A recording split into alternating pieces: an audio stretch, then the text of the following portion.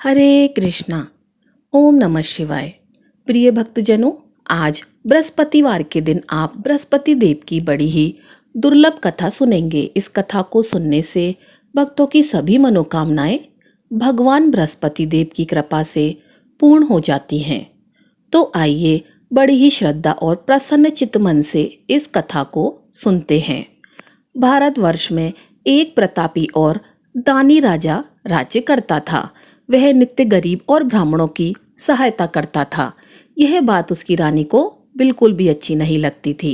वह ना ही गरीबों को दान देती थी, ना ही भगवान का पूजन करती थी और राजा को भी दान देने से मना किया करती थी। एक दिन राजा शिकार खेलने वन को गए हुए थे, तो रानी महल में अकेली थी। उसी समय बृहस्पति देव साधु वेश में राजा के महल में भिक्षा के लिए आए और भिक्षा मांगने लगे। रानी ने भिक्षा देने से इनकार कर दिया और कहा, हे साधु महाराज, मैं तो दान पुण्य से तंग आ गई हूँ। मेरा पति सारा धन लुटाते रहते हैं। मेरी इच्छा है कि हमारा धन नष्ट हो जाए, फिर ना रहेगा बांस, ना बजेगी बांसुरी। साधु ने कहा, देवी तुम तो बड़ी ही विचित्र हो। धन संतान तो सभी चाहते हैं, पुत्र और लक्ष्मी तो पापी के घर भी होने चाहिए। यदि तुम्हारे पास अधिक धन है तो भूखों को भोजन दो, प्यासों के लिए प्याऊ बनवाओ, मुसाफिरों के लिए धर्मशालाएं खुलवाओ। जो निर्धन अपनी कुंवारी कन्याओं का विवाह नहीं कर सकते, उनका विवाह करा दो। ऐसे और कई काम हैं देवी, जिनके करने से तुम्हारा यश लोक परलोक में फैलेगा। परंतु रानी पर उपदेश का कोई प्रभाव न पड़ा। वह बोली, महाराज आप मुझे कुछ मत समझाइए। मैं ऐसा धन नहीं चाहती जो हर जगह बांटती फिरूं। साधु ने उत्तर दिया, यदि तुम्हारी ऐसी इच्छा है तो तथास्तु, तुम ऐसा ही करना। बृहस्पतिवार को घर लीपकर पीली मिट्टी से अपना सिर धोकर स्नान करना, बट्टी चढ़ाकर कपड़े धोना, हर बृहस्पतिवार के दिन मांस मदिरा का सेवन करना। अपने पति से कहना कि वह बृहस्पतिवार के दिन हजामत बनवाए। ऐसा करने से आपका सारा धन नष्ट हो जाएगा। इतना कहकर वह साधु महाराज वहां से चले गए। साधु के अनुसार कही बातों को पूरा करते हुए रानी को केवल 3 बृहस्पतिवार ही बीते थे कि उसकी समस्त धन संपत्ति नष्ट हो गई। भोजन के लिए राजा का परिवार तरसने लगा। एक दिन राजा रानी से बोला कि हे रानी, तुम यहीं रहो, मैं दूसरे देश को जाता हूँ, क्योंकि यहाँ पर सभी लोग मुझे जानते हैं, इसीलिए मैं छोटा कार्य नहीं कर सकता। ऐसा कहकर राजा परदेश को चला गया। वहां वह जंगल से लकड़ियां काट कर लाता और शहर में बेचता। इस तरह वह अपना जीवन व्यतीत करने लगा। इधर राजा के परदेश जाते ही रानी और दासी दुखी रहने लगी। एक बार जब रानी और दासी को 7 दिन तक बिना भोजन के रहना पड़ा, तो रानी ने अपनी दासी से कहा, हे दासी, पास ही के नगर में मेरी बहन रहती है। वह बड़ी धनवान है, तू उसके पास जा और कुछ लेकर आ, ताकि थोड़ी बहुत गुजर बसर हो जाए। दासी रानी की बहन के पास गई। उस दिन गुरुवार था और रानी की बहन उस समय बृहस्पतिवार की कथा सुन रही थी। दासी ने रानी की बहन को अपनी रानी का संदेश दिया, लेकिन रानी की बड़ी बहन ने कोई उत्तर नहीं दिया। तो वह दुखी होकर और क्रोध भी उसे बहुत आया। दासी ने वापस आकर रानी को सारी बातें बताई। यह सुनकर रानी ने अपने भाग्य को कोसा कि जब विपत्ति पड़ती है तो अपने भी साथ छोड़ देते हैं। ऐसा कहकर वे अपने आप को कोसने लगी। उधर रानी की बहन ने सोचा कि मेरी बहन की दासी आई थी, परंतु मैं उससे नहीं बोली, इससे वह बहुत दुखी हो गई होगी। कथा सुनकर और पूजन समाप्त करके वह अपनी बहन के घर आई और कहने लगी, हे बहन, मैं बृहस्पतिवार का व्रत कर रही थी। तुम्हारी दासी मेरे घर आई थी, परंतु जब तक कथा होती है तब तक ना तो उठते हैं और ना ही बोलते हैं, इसलिए मैं नहीं बोली। कहो दासी, क्यों गई थी? रानी बोली, बहन, तुझसे क्या छिपाना, हमारे घर में खाने तक को अनाज नहीं था। ऐसा कहते कहते रानी की आंखें भर आईं। उसने दासी समेत पिछले 7 दिनों से भूखे रहने तक की बात अपनी बहन को विस्तार पूर्वक सुना दी।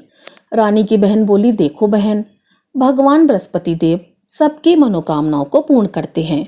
देखो, शायद तुम्हारे घर में अनाज रखा हो। पहले तो रानी को विश्वास नहीं हुआ, पर बहन के आग्रह करने पर उसने अपनी दासी को अंदर भेजा तो उसे सचमुच अनाज से भरा एक घड़ा मिल गया। यह देखकर दासी को बड़ी हैरानी हुई। दासी रानी से कहने लगी, हे रानी, जब हमको भोजन नहीं मिलता तो हम व्रत ही तो करते हैं, इसीलिए क्यों ना इससे व्रत और कथा की विधि पूछ ली जाए ताकि हम भी व्रत कर सकें। तब रानी ने अपनी बहन से बृहस्पतिवार व्रत के बारे में पूछा।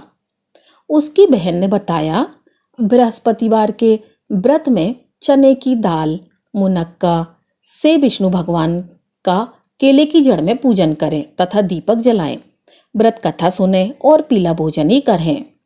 इससे बृहस्पति देव प्रसन्न होते हैं।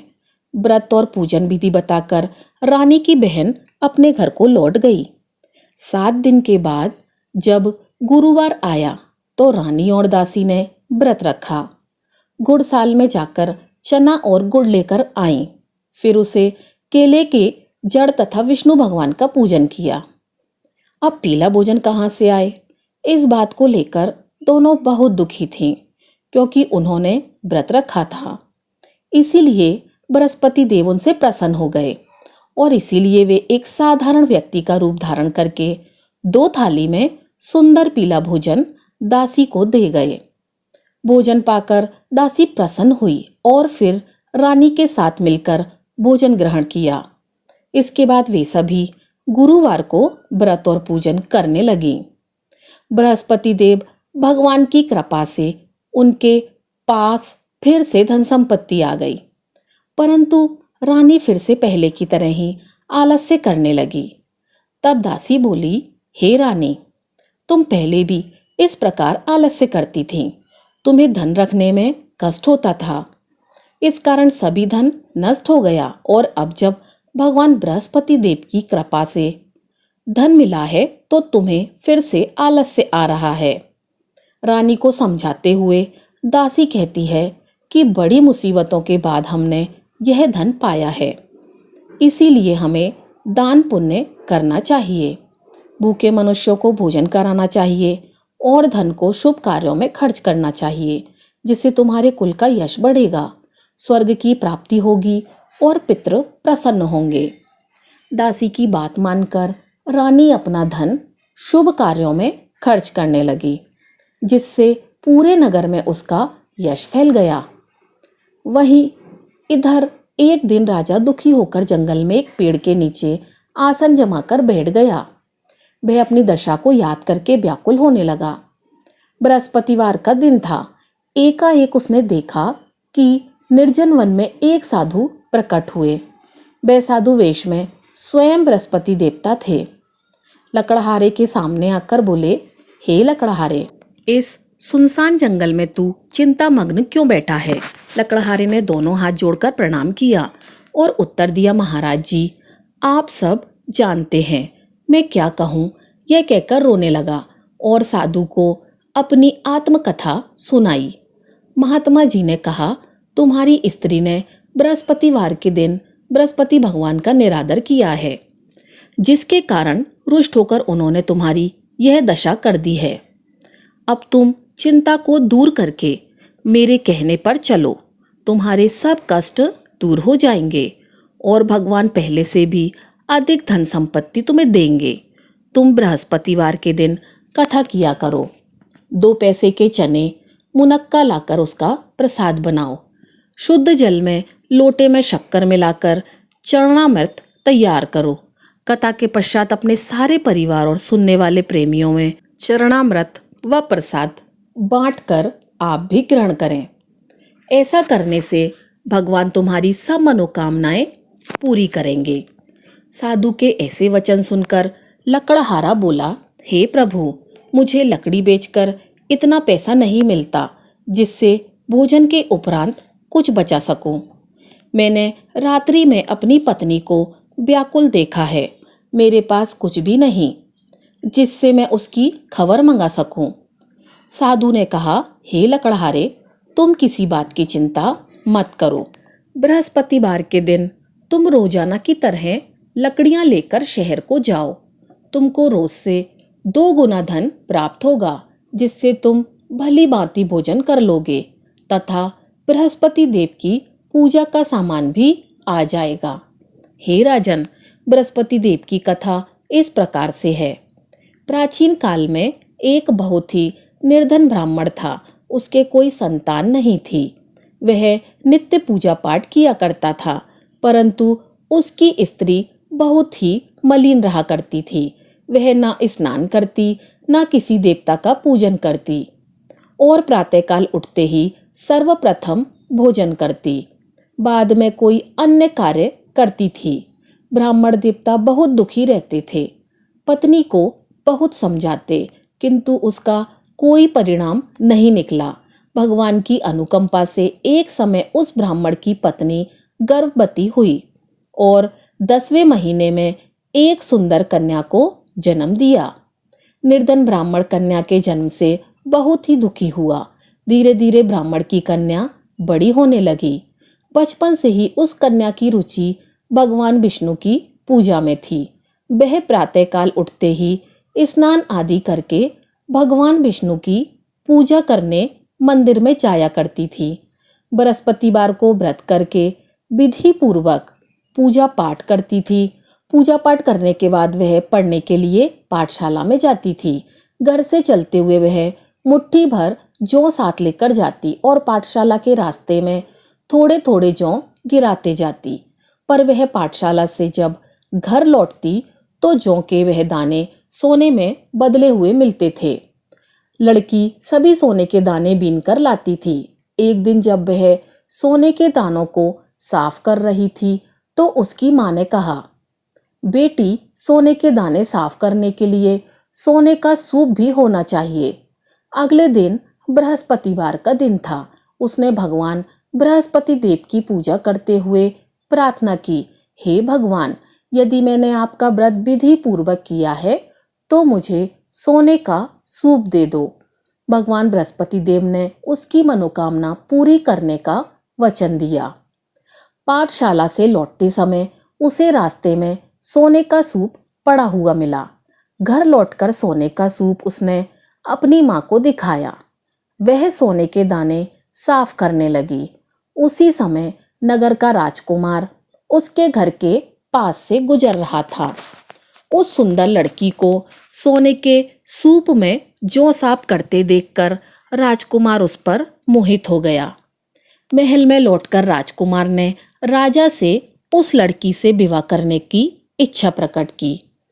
तो राजा ने ब्राह्मण को महल में बुलाकर राजकुमार से उसकी लड़की के विवाह की बात कही। ब्राह्मण तैयार हो गया। धूमधाम से उस लड़की का विवाह राजकुमार से हो गया। अब देखिए, दुल्हन बनकर ब्राह्मण की लड़की महल में चली गई। लड़की के चले जाने से ब्राह्मण फिर से निर्धन हो गया। उसे कई कई दिन तक भोजन भी नहीं मिलता था। बहुत दुखी होकर ब्राह्मण एक दिन अपनी लड़की के पास गया। अपने पिता से निर्धनता का समाचार सुनकर उसे बहुत सा धन देकर पिता को विदा किया। उस धन से ब्राह्मण के दिन कुछ दिन तो आराम से गुजर गए, लेकिन जल्दी ही फिर भूखों मरने की हालत हो गई। ब्राह्मण अपनी लड़की से धन के लिए फिर महल में पहुंचा। लड़की ने अपने पिता की बुरी हालत देखकर कहा, पिताजी, आखिर आप कब तक मुझसे धन लेकर जीवन यापन करेंगे? आप कोई ऐसा उपाय क्यों नहीं करते जिससे आपका घर धन संपत्ति से भर जाए? ब्राह्मण ने कहा, मैंने तेरी माँ को बहुत समझा दिया, पर उसकी समझ में कुछ नहीं आता। उसका फूहड़पन नष्ट हो तो घर की निर्धनता भी दूर हो जाए। तब कुछ सोचकर लड़की ने पिता से कहा, पिताजी, आप कुछ दिनों के लिए मेरी माँ को मेरे पास छोड़ जाओ। तब कुछ सोचकर ब्राह्मण पत्नी को लड़की के पास महल में छोड़कर चला गया। लड़की ने अपनी माँ से कहा, माँ, तुम प्रातःकाल उठकर स्नान आदि करके भगवान बृहस्पति देव विष्णु जी की पूजा अवश्य करना। पूजा करने से तुम्हारी निर्धनता अवश्य दूर हो जाएगी। लेकिन उसकी माँ ने उसकी कोई बात नहीं मानी। तब क्रोधित होकर लड़की ने अपनी माँ को एक कक्ष में बंद कर दिया। सूर्योदय के समय माँ को उठाकर जबरदस्ती उसे स्नान कराया और फिर मंदिर ले जाकर भगवान बृहस्पति देव की पूजा कराई। कुछ दिनों तक ऐसा करने से माँ की बुद्धि में परिवर्तन हुआ और वह स्वयं बृहस्पतिवार का व्रत रखने लगी। उसके व्रत रखने से ब्राह्मण के घर में भगवान विष्णु की अनुकंपा से धन की वर्षा होने लगी। दोनों पति पत्नी धन संपत्ति पाकर आनंद पूर्वक जीवन व्यतीत करने लगे और विष्णु धाम को चले गए। इतना कहकर साधु अंतर्ध्यान हो गए। धीरे धीरे समय व्यतीत होने पर फिर वही बृहस्पतिवार का दिन आया। लकड़हारा जंगल से लकड़ी काटकर किसी शहर में बेचने गया। उसे उस दिन और दिन से अधिक पैसा मिला। राजा ने चना गुड़ आदि लाकर गुरुवार का व्रत किया। उसी दिन से उसके सभी क्लेश दूर हो गए। परंतु जब दोबारा गुरुवार का दिन आया तो बृहस्पतिवार का व्रत करना वह भूल गया। इस कारण बृहस्पति देव भगवान नाराज हो गए। उस दिन उस नगर के राजा ने विशाल यज्ञ का आयोजन किया तथा शहर में यह घोषणा करवा दी कि कोई भी मनुष्य अपने घर में भोजन ना बनावे, ना आग जलावे। समस्त जनता मेरे यहाँ भोजन करने आवे। इस आज्ञा को जो नहीं मानेगा उसे फांसी की सजा दी जाएगी। इस तरह की घोषणा संपूर्ण नगर में करवा दी गई। प्रिय भक्तों, राजा की आज्ञा अनुसार शहर के सभी लोग भोजन करने लगे, लेकिन लकड़हारा कुछ देर से पहुंचा। इसलिए राजा उसको अपने महल में ले गए और महल में ले जाकर भोजन करा रहे थे तो रानी की दृष्टि उस खूंटी पर पड़ी जिस पर उसका हार लटका हुआ था। वह हार वहां दिखाई नहीं दिया। रानी ने निश्चय किया कि मेरा हार इस मनुष्य ने चुरा लिया है। उसी समय सिपाहियों को बुलाकर उसको कारागार में डलवा दिया गया। जब लकड़हारा कारागार में पड़ गया और बहुत दुखी होकर विचार करने लगा कि ना जाने कौन से पूर्व जन्म के कर्म से मुझे यह दुख प्राप्त हुआ है, और उसी साधु को याद करने लगा जो कि जंगल में मिला था। उसी समय तत्काल बृहस्पति देव साधु के रूप में प्रकट हुए और उसकी दशा को देखकर कहने लगे, अरे मूर्ख, तूने बृहस्पति देव की कथा नहीं की, इस कारण तुझे दुख प्राप्त हुआ है। अब चिंता मत कर। बृहस्पतिवार के दिन कारागार के दरवाजे पर 4 पैसे पड़े मिलेंगे। उससे तू बृहस्पति देव की पूजा करना, तेरे सभी कष्ट दूर हो जाएंगे। अब बृहस्पतिवार के दिन उसे 4 पैसे मिले। लकड़हारे ने कथा कही। उसी रात्रि को बृहस्पति देव ने उस नगर के राजा को स्वप्न में कहा, हे राजन, तुमने जिस आदमी को कारागार में बंद कर दिया है वह निर्दोष है, वह राजा है, उसे छोड़ देना। रानी का हार उस खूंटी पर टंगा है। अगर तुम ऐसा नहीं करोगे तो मैं तुम्हारे राज्य को नष्ट कर दूंगा। इस तरह रात्रि के स्वप्न को देखकर राजा प्रातःकाल उठा और खूंटी पर हार देखकर लकड़हारे को बुलाकर क्षमा मांगी तथा लकड़हारे को योग्य सुंदर वस्त्र आभूषण देकर विदा किया। बृहस्पति देव की आज्ञा अनुसार लकड़हारा अपने नगर को चल दिया। राजा जब अपने नगर के निकट पहुंचा तो उसे बड़ा आश्चर्य हुआ। नगर में पहले से अधिक बाग, तालाब, कुएं तथा बहुत सी धर्मशालाएं, मंदिर आदि बन गए थे। राजा ने पूछा, यह किसका बाग और धर्मशाला है? तब नगर के सब लोग कहने लगे, यह सब रानी और दासी के हैं। तो राजा को आश्चर्य हुआ और गुस्सा भी आया। जब रानी ने यह खबर सुनी कि राजा आ रहे हैं तो उन्होंने दासी से कहा, हे दासी, देखो राजा हमको कितनी बुरी हालत में छोड़कर गए थे। हमारी ऐसी हालत देखकर वह लौट ना जाएं, इसीलिए तुम दरवाजे पर खड़ी हो जाओ। आज्ञा अनुसार दासी दरवाजे पर खड़ी हो गई। राजा आए तो उन्हें अपने साथ ले गई। तब राजा ने क्रोध करके अपनी रानी से पूछा कि यह धन तुम्हें कैसे प्राप्त हुआ? तब उन्होंने कहा, हमें यह सब धन बृहस्पति देव के इस व्रत के प्रभाव से प्राप्त हुआ है। तब राजा ने निश्चय किया कि सप्ताह में एक दिन, जब बृहस्पतिवार के दिन व्रत कथा सुनने से और व्रत करने से इतना फल मिलता है, तो मैं प्रतिदिन दिन में 3 बार कहानी तथा रोज व्रत किया करूँगा। अब हर समय राजा के दुपट्टे में चने की दाल बंधी रहती थी तथा दिन में 3 बार वे कहानी कहते थे। एक रोज राजा ने विचार किया, चलो अपनी बहन के यहाँ हो आवें।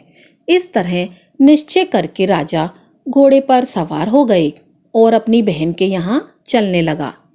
मार्ग में उसने देखा कि कुछ आदमी एक मुर्दे को लिए जा रहे हैं। उन्हें रोककर राजा ने कहा, अरे भाइयों, मेरी बृहस्पति देव की कथा सुन लो।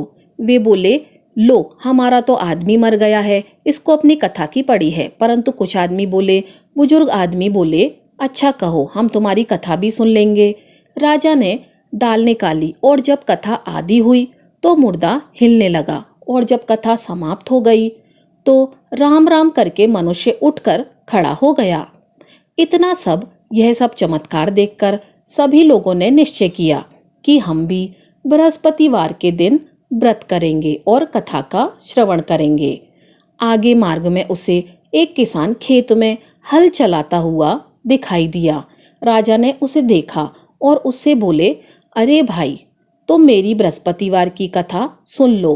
किसान बोला, जब तक मैं तेरी कथा सुनूंगा तब तक 4 हरैया जोत लूंगा। जा अपनी कथा किसी और को सुनाना। इस तरह राजा आगे चलने लगा। राजा के हटते ही बैल पछाड़ खाकर गिर गए तथा किसान के पेट में बड़ी जोर का दर्द होने लगा। उसी समय उसकी माँ रोटी लेकर आई। उसने जब देखा तो अपने पुत्र से सब हाल पूछा और बेटे ने सभी हाल कह दिया। तो बुढ़िया माई दौड़ी दौड़ी उस घुड़सवार के पास गई और उससे बोली कि हे राजा, मैं तेरी कथा सुन लूंगी, तू अपनी कथा मेरे खेत पर चलकर ही सुना। राजा ने बुढ़िया के खेत पर जाकर कथा कही, जिसके सुनते ही वह बैल उठ खड़े हो गए तथा किसान का पेट दर्द भी बंद हो गया। उनकी महिमा सुनकर वह बुढ़िया माई और वह किसान भी बृहस्पति भगवान के भक्त हो गए और उनका पूजन अर्चन करने लगे। अब फिर राजा अपनी बहन के घर पहुंचा। बहन ने भाई की खूब मेहमानी की। दूसरे रोज प्रातःकाल राजा जगा तो वह देखने लगा कि सब लोग भोजन कर रहे हैं। राजा ने अपनी बहन से कहा, ऐसा कोई मनुष्य है जिसने भोजन नहीं किया हो? मेरी बृहस्पतिवार की कथा सुन ले।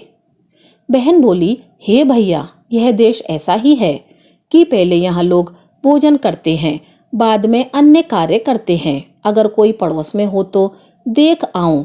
ऐसा कहकर देखने वह चली गई, परंतु उसे ऐसा कोई व्यक्ति नहीं मिला जिसने भोजन न किया हो। अतः वह एक कुम्हार के घर गई जिसका लड़का बीमार था। उसे मालूम हुआ कि उसके यहाँ 3 रोज से किसी ने भोजन नहीं किया है। रानी ने अपने भाई की कथा सुनने के लिए कुम्हार से कहा और वह तैयार हो गया। राजा ने आकर बृहस्पतिवार की कथा कही, जिसको सुनकर उसका लड़का ठीक हो गया। अब तो राजा की प्रशंसा होने लगी। एक रोज राजा ने अपनी बहन से कहा कि हे बहन, हम अपने घर जाएंगे, तुम भी तैयार हो जाओ। राजा की बहन ने अपनी सास से कहा। सासू ने कहा, हाँ चली जा, परंतु अपने लड़कों को मत ले जाना, क्योंकि तेरे भाई की कोई औलाद नहीं है। बहन ने अपने भाई से कहा, हे भैया, मैं तो चली जाऊंगी, पर कोई बालक नहीं जाएगा। राजा बोला, जब कोई बालक नहीं जाएगा तब तुम ही क्या करोगी? बड़े दुखी मन से राजा अपने नगर को लौट आया। राजा ने अपनी रानी से कहा, हम निर्वंशी हैं। रानी बोली, हे प्रभु, बृहस्पति देव ने हमें सब कुछ दिया है, वह हमें औलाद अवश्य देंगे।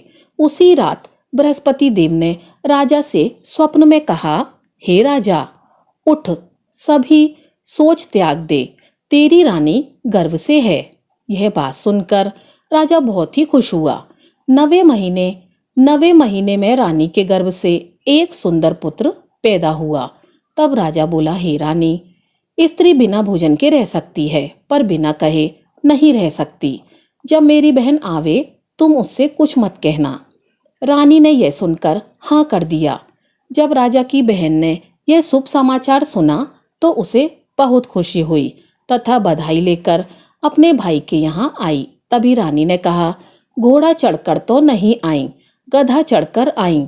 रानी की बहन बोली, भाभी, मैं इस प्रकार ना कहती तो तुम्हें औलाद कैसे मिलती। बृहस्पति देव ऐसे ही हैं, जैसी जिसके मन में कामनाएं हैं सभी को पूर्ण करते हैं। जो सदा भावपूर्वक बृहस्पतिवार का व्रत करता है एवं कथा पढ़ता है अथवा सुनता है, दूसरों को सुनाता है, बृहस्पति देव उसकी सभी मनोकामनाएं पूर्ण करते हैं। तो बोलो बृहस्पति भगवान की जय।